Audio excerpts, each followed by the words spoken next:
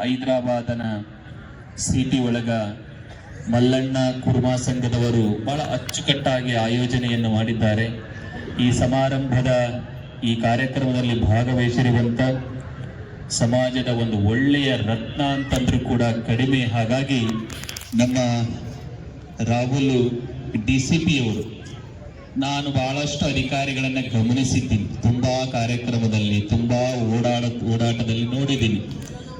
ಎಲ್ಲ ಸಾಮಾನ್ಯ ಜನಗಳ ಜೊತೆ ಪ್ರೀತಿಯಿಂದ ಇರುವುದನ್ನು ನಾನು ಎಲ್ಲಾದ್ರೂ ಕಂಡೆ ಅಂದ್ರೆ ನಿಮ್ಮ ಹೈದರಾಬಾದಲ್ಲಿ ಇರುವಂತ ನಮ್ಮ DCP ಅವರು ಬಹಳ ಅದ್ಭುತವಾಗಿ ಅವರು ಕೆಲವು ವಿಚಾರವನ್ನು ನಾನು ಮುಂದೆ ಹಂಚಿಕೊಂಡ್ರು, ಸಮಾಜದ ಏಳಿಗೆಗಳ ಬಗ್ಗೆ, ಸಮಾಜದ ಒಗ್ಗಟ್ಟುಗಳ ಬಗ್ಗೆ ಹಾಗೆ ಅನ್ನುವಂಥದ್ದು. ಅವರಲ್ಲಿ ವೇದಿಕೆ ಮೇಲೆ ಆಸೀನರಾಗಿರುವಂಥ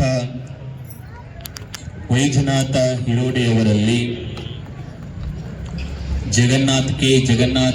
ಜಗನ್ನಾಥ್ ಅವರಲ್ಲಿ, ಸುರೇಶ ಮಹಾರಾಜರಲ್ಲಿ, ಅಮರನಾಥ್ ಹಿರೋಡಿಯವರಲ್ಲಿ, ಬಾಬುರಾವ್ ಅವರಲ್ಲಿ, ಹಣಮಂತ ಹಿರೋಡಿಯವರಲ್ಲಿ, ಶಿವಾಜಿ ಕುಂಟೋಜಿಯವರಲ್ಲಿ, ಪ್ರಭು ಪೂಜಾರಿಯವರಲ್ಲಿ, ವೇದಿಕೆ ಮೇಲೆ ತುಂಬಾ ಜನರಿದ್ದರೆ ನಮ್ಮ ಯುವಕ ಸಂಘದ ಅಧ್ಯಕ್ಷರಲ್ಲಿ, ನಮ್ಮ ವಿಶೇಷವಾಗಿ ನಮ್ಮ ಬೀದರಿನ ನಮ್ಮ ಶ್ರೀಮಠದ ಆತ್ಮೀಯ ಭಕ್ತನಾಗಿರುವಂತ ಬಾಲಾಜಿಯವರಲ್ಲಿ, ಅವರಿವರನ್ನದೇ ವೇದಿಕೆ ಮೇಲಿರುವಂತ ಎಲ್ಲ ಅತಿಥಿ ಮಹೋದಯರಲ್ಲಿ ನನ್ನ ಅನಂತ ಶರಣಾರ್ಥಿಗಳನ್ನು ಹೇಳುತ್ತಾ ತಮ್ಮೆಲ್ಲರಿಗೂ ಶರಣಾರ್ಥಿಗಳು. ಬಹುತೇಕವಾಗಿ ಇಲ್ಲಿಯ ಪರ್ಯಂತರ ಬಹಳ ಸುಂದರವಾಗಿ ತಮ್ಮ ಚಿಂತನೆಯನ್ನ, ಕನಕದಾಸರ ಜೀವನ ಚರಿತ್ರೆಯನ್ನ, ಬದುಕಿನ ಮೌಲ್ಯಗಳನ್ನ ಬಹಳ ಸುಂದರವಾಗಿ ತಮ್ಮೆಲ್ಲರಿಗೂ ಎಲ್ಲ ಅತಿಥಿ ಮಹೋದಯರು ಬಹಳ ಸುಂದರವಾಗಿ ತಮ್ಮೆಲ್ಲರಿಗೂ ಉಣಬಡಿಸ್ತಾ ಬಂದ್ರು. ಹೋದ ವರ್ಷ ನಾನು ಈ ಕಾರ್ಯಕ್ರಮಕ್ಕೆ ಬಂದಿದ್ದೆ, ಬಹಳ ಖುಷಿಯಾಯಿತು. ನಮ್ಮ ಭಕ್ತ ಕನಕದಾಸನ ಬರೀ ಕರ್ನಾಟಕಕ್ಕೆ ಸೀಮಿತ ಅನ್ಕೊಂಡಿದ್ದೆ, ಆದ್ರೆ ನಮ್ಮ ಭಕ್ತ ಕನಕದಾಸ ಹೈದರಾಬಾದಕ್ಕೂ ಬಂದ ನಂತರ ನನಗೆ ಬಹಳ ನಮ್ಮ ರಾಹುಲ್ DCP ಅವರು ಬಹಳ ಅಚ್ಚುಕಟ್ಟಾಗಿ ಹೇಳಿದ್ರು, ಅಪ್ಪಾಜಿ ನಮ್ಮ ಹೈದರಾಬಾದ್ ಆಗಿರ್ಬೋದು, ನಮ್ಮ ತೆಲಂಗಾಣದಲ್ಲಿ ಒಬ್ಬರು ದಾರ್ಶನಿಕರು ಬೇಕಾಗಿದೆ. ಒಬ್ಬರು ದಾರ್ಶನಿಕರು ಇದ್ರು ಅಂದ್ರೆ ಅವರ ನೆಪ ಅವರೊಂದು ಮುಂದಿಟ್ಟುಕೊಂಡು ನಾವು ಸಂಘಟನೆ ಮಾಡೋದಕ್ಕೆ,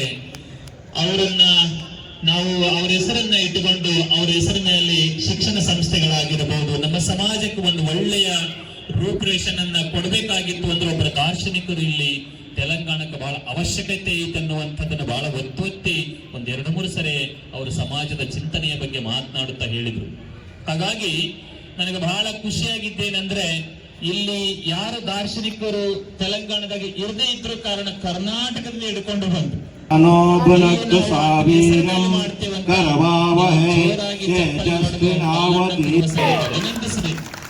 ನಮ್ಮ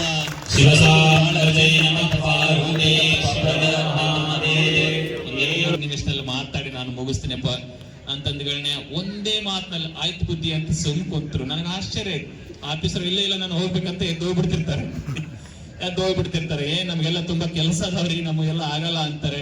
ಆದ್ರೆ ಅವ್ರಿಗೊಂದು ಮಾತು ಹೇಳಿದೆ, ಈ ಕಾರ್ಯಕ್ರಮ ಆಯೋಜನೆ ಮಾಡಬೇಕಾದ್ರೆ ತಿಂಗಳಾನ್ಗಟ್ಲೆ ಶ್ರಮ ವಹಿಸಿರ್ತಾರೆ, ಎಷ್ಟೋ ತ್ರಾಸಗಳನ್ನು ಪಟ್ಟಿರ್ತಾರೆ. ನಾವೊಂದ್ ಸ್ವಲ್ಪ ಅವ್ರಿಗೆ ಸಮಯ ಕೊಡ್ಲಿಲ್ಲ ಅಂದ್ರೆ ಬೇಸರ ಆಗ್ತಾರೆ ಅಂದ್ಗಳನ್ನೇ ತಟ್ಟನ ಅರ್ಥ ಮಾಡ್ಕೊಂಡ್ರು, ಬುದ್ಧಿಗೆ ನೀವು ಹೇಳೋದು ಕರೆಕ್ಟ್ ಇದೆ, ನಾನು ಕುಂದಿರ್ತೀನಿ ಅಂತ ತಮ್ಮೆಲ್ಲ ಕೆಲಸವನ್ನು ಬದಿ ಗೊತ್ತಿರಿ ಕುಂತಾರೆ ಜೋರಾಗಿ ಚಪ್ಪಳಿ ಹೊಡೆದು ಅಭಿನಂದಿಸಬೇಕು ಅವರು.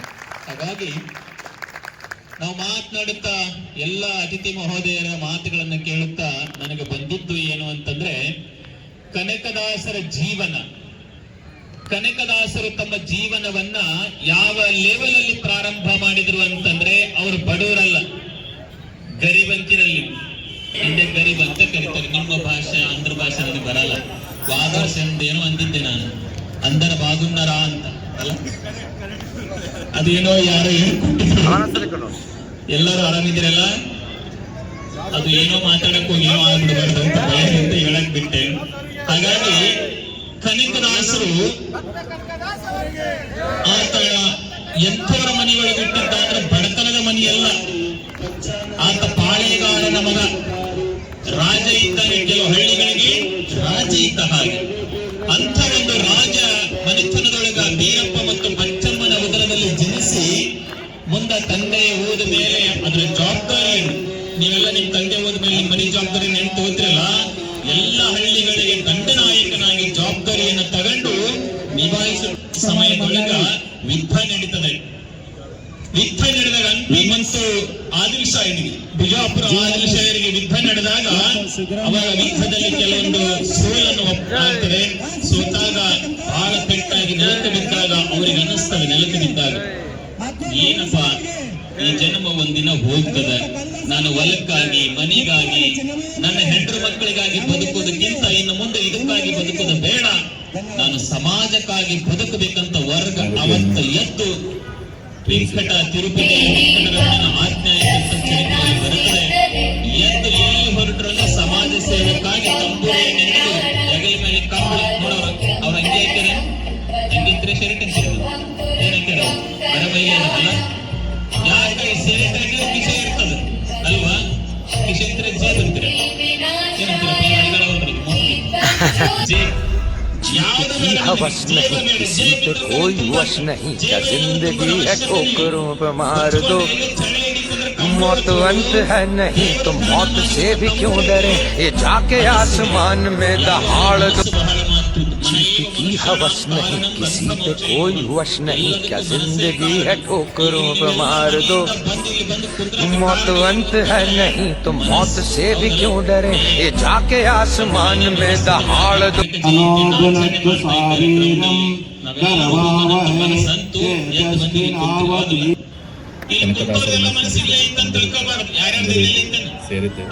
ಇಲ್ಲಿ ಮುಂದೆ ಕುಂತೋರ್ದೆಲ್ಲ ಇತ್ತು, ಹಿಂದೆ ಕುಂತೋರ್ದೆಲ್ಲ ದೌಡ್ ಮುಗಿಸ್ತಾರ, ಊಟ ಮಾಡಿ ಅವಾಗ ಹೋಗಿ ಕೆಲವೊಬ್ರು ಹಂಗಿರುತ್ತೆ, ಕೆಲವೊಬ್ಬರೊಬ್ರು ಏನು ಹೇಳ್ತಾರ ಒಟ್ಟ ಅರ್ಥನಾಗದಂತ ಹಂಗೊಂದಿಷ್ಟು ಮುಂದಿನ ಮನಸ್ಸಿರುತ್ತೆ. ಹಾಗಾಗಿ ಕೆಲವೊಬ್ರು ಮಾತ್ರ ಏನೋ ಮಹಾತ್ಮರು ಹೇಳ್ತಾ ಇದ್ದಾರೆ, ನಾನು ಅದನ್ನ ಆಲಿಸ್ಬೇಕು, ಜೀವನವನ್ನು ಪಾವನೆ ಮಾಡಿಕೋಬೇಕಂತ ಕೆಲವೊಬ್ರು ಮಾತ್ರ. ಹಾಗಾಗಿ ಬಹುತೇಕವಾಗಿ ಹೈದರಾಬಾದಿನೊಳಗೆ ನೀವೆಲ್ಲರೂ ಪಾವನೆ ಮಾಡ್ಕೋಬೇಕಂತ ಬೆಟ್ಟಲ್ಲಿ ಬಂದು ಕುಂತೀರಿ. ಹಾಗಾಗಿ ಈ ಮನುಷ್ಯ ಜನ್ಮ ಅನ್ನುವಂಥದ್ದು ಬಹಳ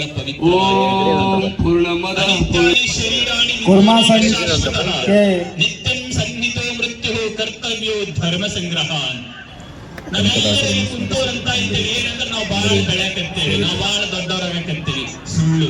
ಅವರ ಕೀರ್ತನೆಗಳು ನಾವು ದೊಡ್ಡವರಾಗಕತ್ತಿಲ್ಲ, ತಿಳ್ಕೊಂಡೆ ನಾವೇನಾಗತ್ತೇವೆ, ಸನ್ನಿಧೋ ಮೃತ್ಯು ಸಾವಿನ ದಿನ ದಿನ ಸಮೀಪಾಗಕತ್ತೇವೆ, ಹೌದಲ್ಲ?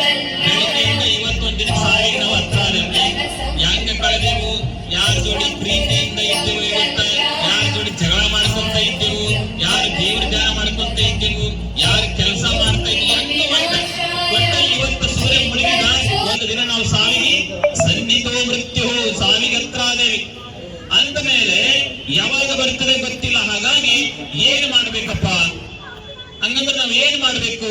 ಕರ್ತವ್ಯವು ಧರ್ಮ ಸಂಗ್ರಹ, ಧರ್ಮದ ಕಾರ್ಯಗಳನ್ನ ಮಾಡು. ಧರ್ಮ ಸಂಗ್ರಹ ಅಂದ್ರೆ ಏನು? ಬಾಜಾರದಾಗ ಹೋಗಿ ಒಂದು 5 ಕಿಲೋ ಧರ್ಮ ಕೊಡಂದ್ರೆ ತರಕಾರಿ ಅಂಗಡಿಗೆ ಸಿಗುತ್ತ ಅದು? ಒಂದ್ 5 ಕಿಲೋ ಧರ್ಮ ಕೊಡ್ರಿ, 5 ಕಿಲೋ ಒಳ್ಳೆ ಪುಣ್ಯ ಕೊಡ್ರಿ, ಅದಲ್ಲಿ ಸಿಗಲ್ಲ. ಅದು ಎಲ್ಲಿ ಸಿಗುತ್ತದಂದ್ರೆ ಎತ್ತ ತಾಯಿ ತಂದೆ ಸೇವೆಯನ್ನು ಯಾರು ಮಾಡ್ತಾರೆ ಅಲ್ಲಿ ಧರ್ಮ ಸಂಗ್ರಹ ಆಗ್ತದೆ. ದೀನ ದಲಿತರ ಸೇವೆಯನ್ನು ಯಾರು ಮಾಡ್ತಾರೆ ಅಲ್ಲಿ ಧರ್ಮ ಸಂಗ್ರಹ ಆಗ್ತದೆ. ಯಾರು ಬಡ ವಿದ್ಯಾರ್ಥಿಗಳು ಬಡತನದಲ್ಲಿ ಕಲಿಯಕ್ಕಾಗದೆ ಬಳಲಾಡ್ತಾ ಇರ್ತಾರೆ, ಅವರಿಗೆ ನಾವು ಪ್ರೋತ್ಸಾಹವನ್ನು ಕೊಟ್ಟೇವೆ ಅಂದ್ರೆ ಅಲ್ಲಿ ಧರ್ಮ ಸಂಗ್ರಹ ಆಗ್ತದೆ. ಈ ಧರ್ಮ ಸಂಗ್ರಹವನ್ನು ಮಾಡಿದ್ರೆ ಅಂತಂದ್ರೆ ಈ ಜೀವನಕ್ಕೆ ಸಾರ್ಥಕತೆ ಆಗ್ತದೆ. ಪೂರ್ಣಾತ್ ಪೂರ್ಣಮುದಚ್ಯತೆ ಪೂರ್ಣಸ್ಯ ಪೂರ್ಣಮಾದಾಯ ಪೂರ್ಣಮೇವಾವಶಿಷ್ಯತೆ.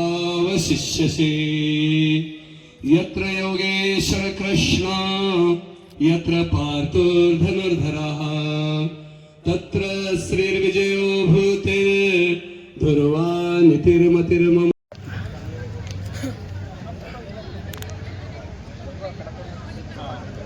हमारा सर एक नोट्स दासा देश के भक्त कनकदास ಅವರಿಗೆ ಜೈ, ಭಕ್ತ ಕನಕದಾಸ್ ಅವರಿಗೆ ಜೈ, ಇನ್ನೊಂದು ಭಕ್ತ ಕನಕದಾಸ್ ಅವರಿಗೆ ಜೈ, ಭಕ್ತ ಕನಕದಾಸ್ ಅವರಿಗೆ ಜೈ.